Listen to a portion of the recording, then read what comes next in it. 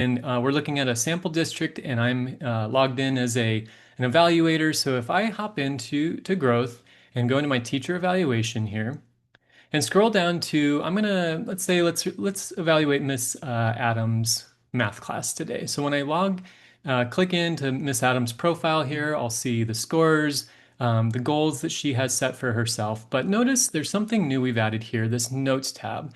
Now, what this Notes tab is we've built a dedicated space that's designed for one thing, which is helping you capture what you see as fast as possible.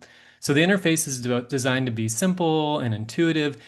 And when we started exploring building this feature, looking at kind of other scripting tools that exist on the market, what we heard was they still require too much clicking or switching between text boxes, maybe manually tagging frameworks or hunting for the right component. And we wanted to remove all of that friction so that you can stay present in the classroom. Now, I'll add some notes here.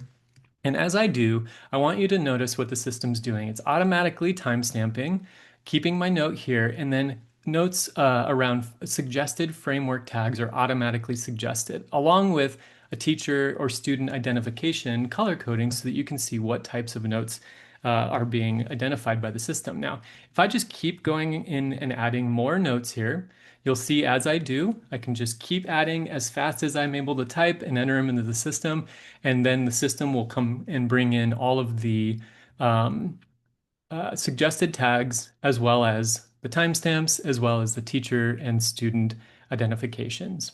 Now, AI, as I mentioned earlier, our position is that AI suggests and you decide. So as we've been pilot testing this, we've gotten really good feedback. In fact, one quote from one of our beta users is that the feedback and the organization here is, quote, incredible, like scary incredible how accurate it really is.